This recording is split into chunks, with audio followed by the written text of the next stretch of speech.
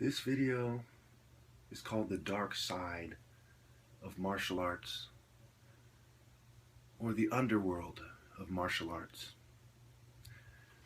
Almost everyone knows that Hollywood has a dark side, and that people use their network to become successful, especially in the martial art world and in Hollywood. What keeps the average martial artist from competing with famous martial artists? It's their network. What allows a female who's just another pretty face to become a famous actor or singer? It's their network. The sex tapes with J-Lo and Suge Knight, for instance. Suge Knight himself having been Bobby Brown's bodyguard. It's the network. And what most of you don't know is that these networks are often used to maintain someone's position, not just get there. For the longest, the network of controlled opposition has been trying to sabotage what I'm doing, as well as the networks of famous martial artists. Let's look at this, shall we? I have no intention of ever being a UFC fighter, because to those of us who take the martial art code seriously, it is a dishonorable form of competition. Anytime you intentionally hurt people, beat them up, etc., to compete, and does not even show the true martial arts skills, it is dishonorable. Sparring was done at a time when people decided they wanted to compete in an honorable way. And it is still done as the most common and traditional form of martial arts competition. I'm sure you're all aware that there is not a lot of money in sparring, and that there are different reasons people do martial arts. Most people know that they don't have the types of natural gifts that I have, nor do they have the iron will that I have. So they don't do martial arts so that they can be the best or kill people before people kill them. The more common reasons are entertainment, physical conditioning, mental conditioning, discipline, and to learn cool moves. When you look at the UFC, it is about entertainment first and foremost. If it did not have entertainment value, they would shut it down. The people who put it together want to make money off it, and they kind of like to see it go down as well. It's the same thing with Hollywood. If the goal of Hollywood actors was to fight better than other people and not to entertain, they wouldn't be as famous as they are. So my lane, if you will, is different than the UFC fighters, than the teachers, and the actors. Yet they are afraid that I will, quote unquote, steal the spotlight. And that's why all these groups have got together to sabotage me. And that's why I put on the screen workplace bullying. Because the workplace of a celebrity is not just on camera in the movies, on camera in the ring, but it is on and off camera in other places as well. Interviews and so on. If people say, you know what, that guy Chukwuemeka, he would make short work out of these people. He'd just simply outmaneuver them, paralyze them, hit him in the groin, gouge an eye. He would just simply defeat them in a very bloody, direct manner in a few seconds. That would affect their ability to impress, now wouldn't it? However, it wouldn't cost them a single red penny. The people who like to see people beat each other up in the ring would still pay for it. And they would still watch on YouTube and what have you. The people who like to see action stars and action movies, they will still watch it.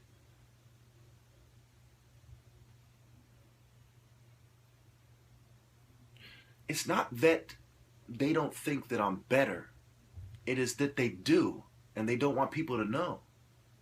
If people don't know, then they don't care.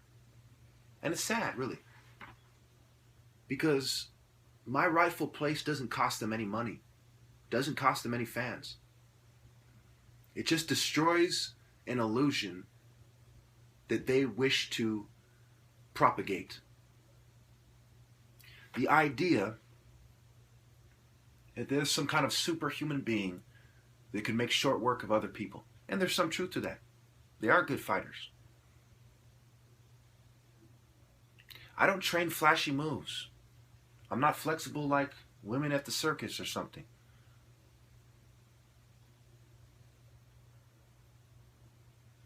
I don't train to fight in the ring and hurt people bad that way. I train to kill people quickly and effectively. That is my only concern when training martial arts. And I don't necessarily not like these other people. You know, I watch movies, I watch UFC fights too. I'm pretty much a fan of all these people. So it's a very complex situation you have here. And then, of course, there are fans of these people who don't like me. Now, have I really called these people out? No. I challenged one UFC fighter some years back. So what? Even if he had accepted my challenge and lost, I don't think there's a single person who wouldn't see the difference between sparring and UFC fighting, who wouldn't come to the conclusion that he would beat me at UFC fighting. And most people wouldn't even understand the relevance of sparring in the first place. It wouldn't cost him a red penny. It wouldn't cost him a single pretty bitch. But it would have helped me get to my rightful place in society.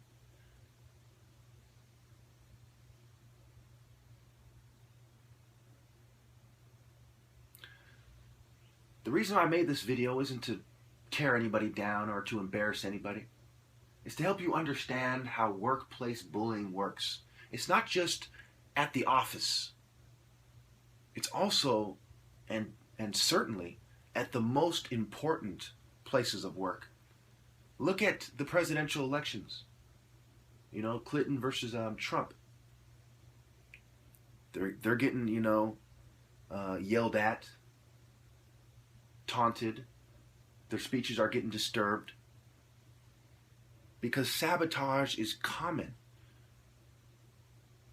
You see, it is beneath me to sabotage other people. I don't bring myself to do that. You know? I have a certain moral code. What I'm doing isn't for money. It is for honor and for God. The people in the pharmaceutical sector, they have vested interest with martial artists who, for whatever reason, don't want it to come out that I'm the best. With law enforcement, who I have had exchanged many bitter words with, and I have embarrassed them completely by proving that there's nothing wrong with me, yet these people come without even really asking any questions, take me straight to the fucking psych ward. It is a complete embarrassment to the Democratic Party, who pushed for this legislation. It was Democrats who pushed for the 5150 legislation. And it is an utter failure and a complete embarrassment. Yet they wish to keep it going because of their relationship with the pharmaceutical sector and mental health advocates. So, instead of admitting that they were wrong or not doing it in the first place, they're helping a bunch of scum covertly drug me. The people behind the CIA are in the same private networks and privileged groups as the people behind the pharmaceutical sector, the main investors, the string pullers, the puppet masters. So they have the intelligence agencies helping them out. I've covered this before. Pfizer Global Security, they describe themselves as a conglomerate of former law enforcement former district attorneys, former intelligence operatives. There's an unholy alliance between the intelligence community and the pharmaceutical sector. There's another unholy alliance between the FDA and the pharmaceutical sector. And there is an unholy alliance between organized crime, prison gangs, organized crime groups, street gangs, and the pharmaceutical sector, which I have exposed as well. Even between the cartels who get ingredients from the pharmaceutical sector. And before I read a single article, I went on record, about the cartels, that is. I went on record and said, look, I know that the cartels get ingredients from Big Pharma. It's a no-brainer. If you're mass producing something, you're looking for the best source to get it. And the pharmaceutical sector is notorious for the lack of true regulations and honest, sincere regulatory agencies to regulate them. So I knew beyond any doubt that their main suppliers were either the pharmaceutical companies or the chemists that work with them. It was a no-brainer. Then, of course, there's a link between the CIA and the cartels. And they say, well, in order to fight the war on crime more effectively, we need to control the criminal element. And what the best way to control them is to maintain their criminal enterprise so our informants are in place. Because if we use our informants to bring them down, then we have to go out and plant informants again and again. If we're going to keep an eye on Al-Qaeda, we have to control the cartels. So when Al-Qaeda approaches them, our informants are in place. This is the strategy that came down from the top. And of course, they're taking advantage of it. Of course, that is just an excuse. With a bunch of crooked politicians and elitists looking to make a crooked buck. Make a killing, as they say. From terrorism and drugs that kill countless people, destroy families, communities, and nations. This is how it is. This is the world we live in. The big fish working with the littler fish to sabotage the guy who's trying to save the world. And what is very sad is one can make a very logical argument that these people would not be successful unless they did it this way.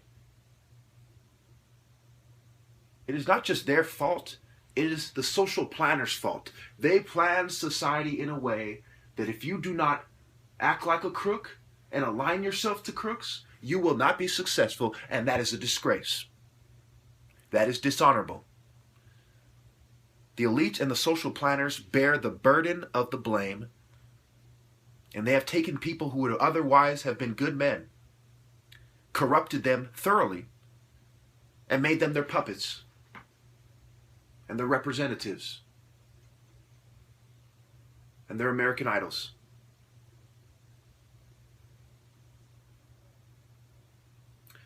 Don't you see that in order for me to address this problem, I can't just address martial artists or the pharmaceutical sector. I have to address all of Babylon's system because it is integrated.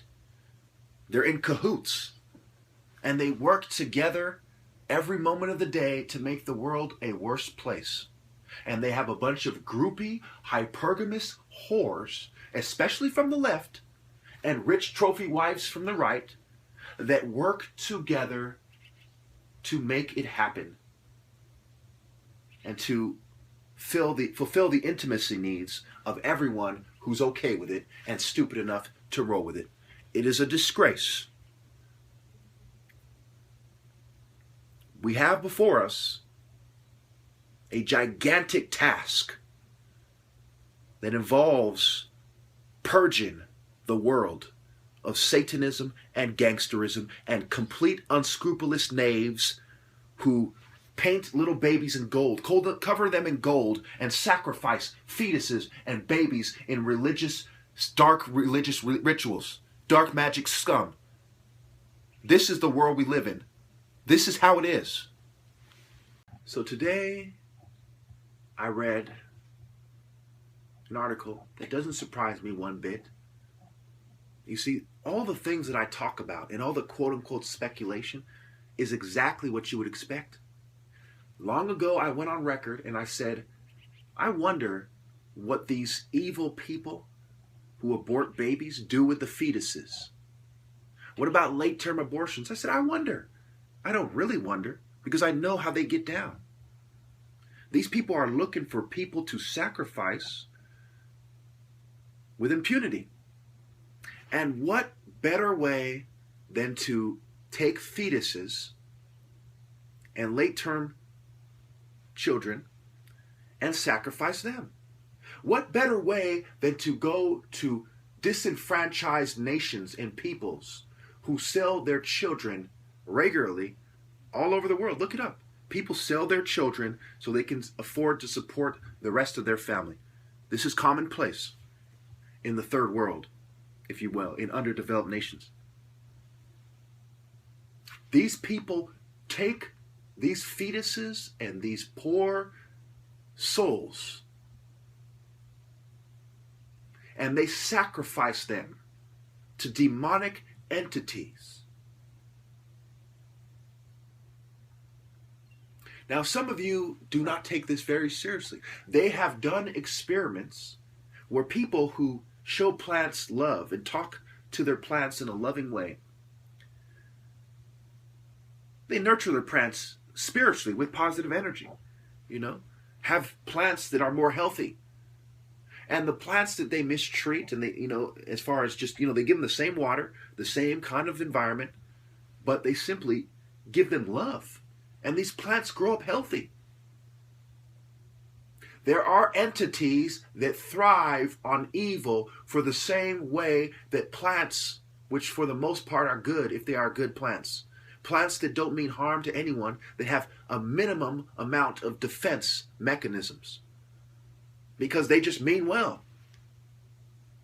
They sacrifice themselves to give us oxygen and food.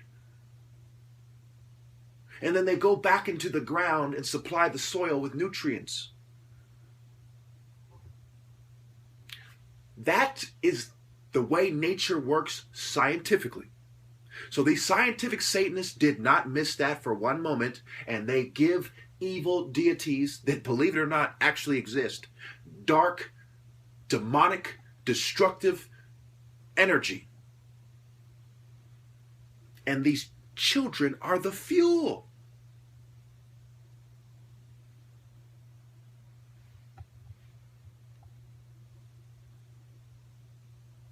It's part of why abortion is illegal. What most people do not want to admit, abortion is illegal because sickos sacrifice children in rituals. And I'm not just talking about taking the fetuses. Abortion itself is a ritual. It's feeding to the negativity in the world. You ever been to a bad part of town and you could just feel the danger in the air? There are bad people and bad entities in the universe that thrive on this negativity. This kind of negative energy attracts these kind of negative life forms.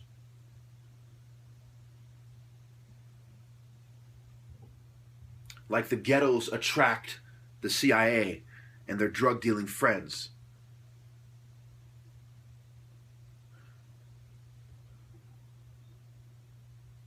Like shit attracts flies.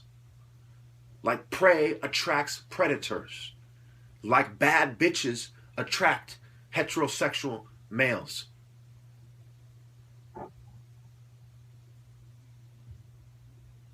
This is how it is.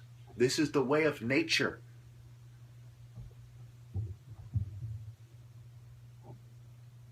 There are evil men out there and little sniveling witches that team up with them.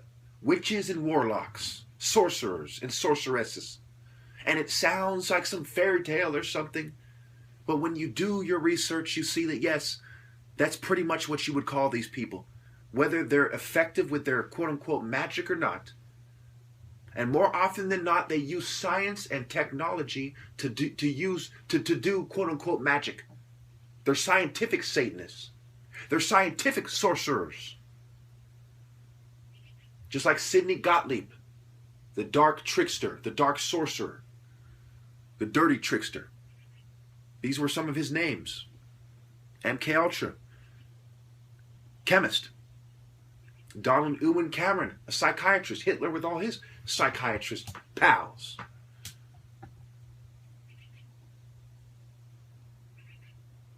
Evil is very real.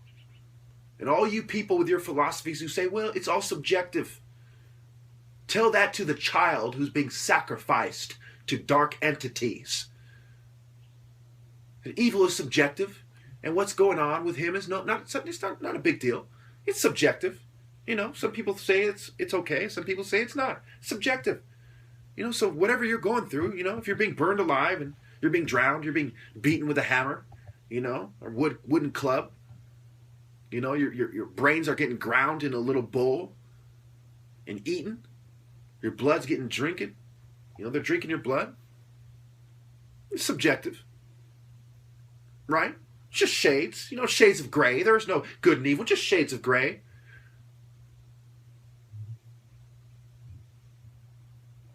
Godless scum.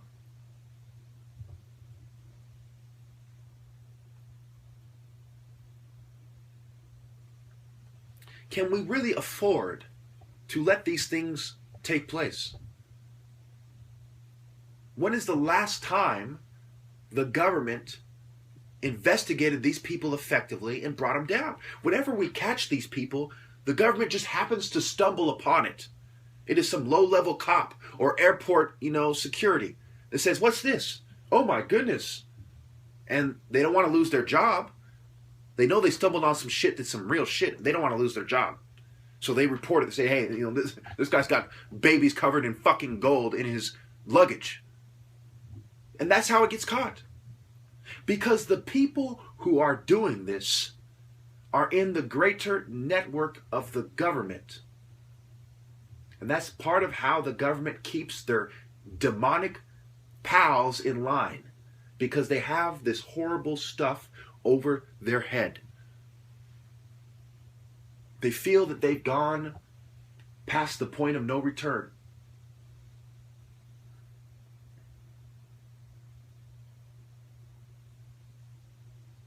Godless heathens, ladies and gentlemen.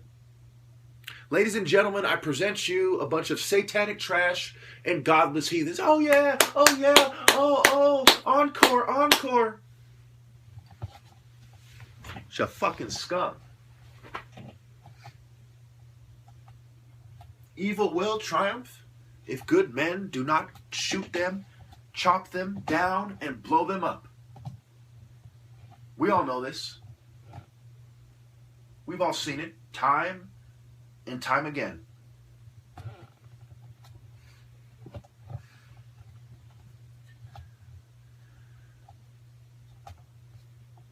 America has been thoroughly corrupted by Satanism and a plethora, a fucking myriad of satanic philosophies. They are sacrificing our children, people. They are prostituting our children, people. They are desecrating our temples and infiltrating our religions. They are devaluing and undermining our moral systems and codes. They are depriving humanity of a decent way of living, including living wages. These selfish, greedy, godless villains haven't just gone too far. They have gone to the points where no man should go. Into the abyss. They have gone to hell spiritually, but they're still here.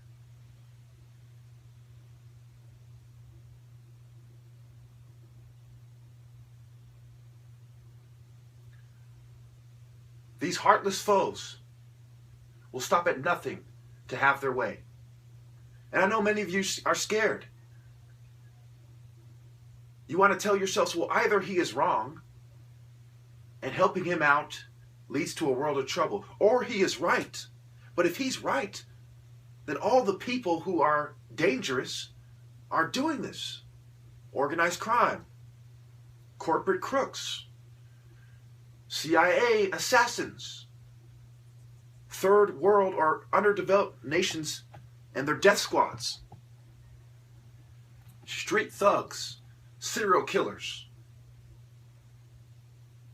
hitmen.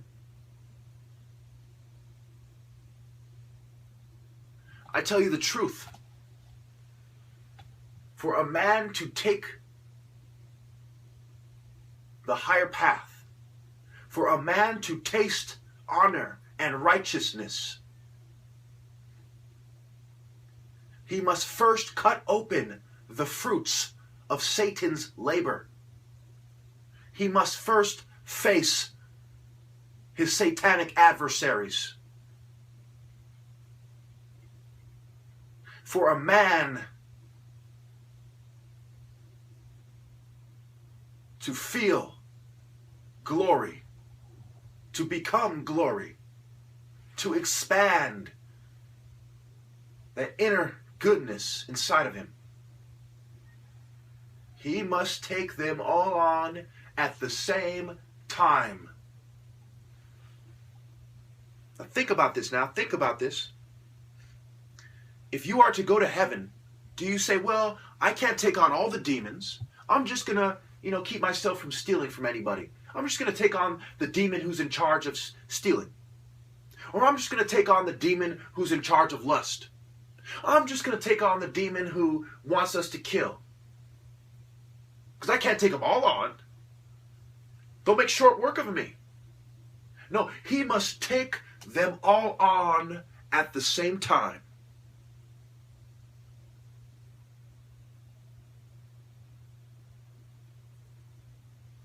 This video is about gold digging, pro-choice, pagan feminists, and babies, fetuses, wrapped in gold for satanic rituals. Now, I don't think you people need me to make it clear what the connection is. They are sleeping with my enemies, and they are digging for the gold around the fetus. Do any of you wonder why I feel the need to punish them? Do any of you think that I am wrong to feel the need to punish them? Honor and disgrace, dishonor and disgrace should not be rewarded, especially not with the most beautiful women in society. That's why Africa had the code of honor it had. The admiration of potential wives went to transcendent heroes and great martial artists. And why was it okay? Because they had an accompanying moral code. These were honorable men, spiritual men. And now there's a bunch of satanic trash ruining everything, twisting everything, killing everyone. And you wonder why I'm so bitter. You say, oh, he hates women. Oh. I wonder how those children feel about anyone who is pro-choice and anyone who thinks that allowing Satanists to have their religious freedom while Christians are being persecuted for expressing theirs, I wonder how they feel about these things and these people. I know I would hate them to death. I want all you satanic feminists to explain to the children that it's because you're a Babylonian gold-digging harlot that they're about to be sacrificed by some rich trash. Go ahead, explain it to them. Look them in their eyes and tell them you don't give a shit about them right before I slit your fucking throat. I mean, of course I'm not going to be violent. I'm not going to hurt anyone or myself anytime soon.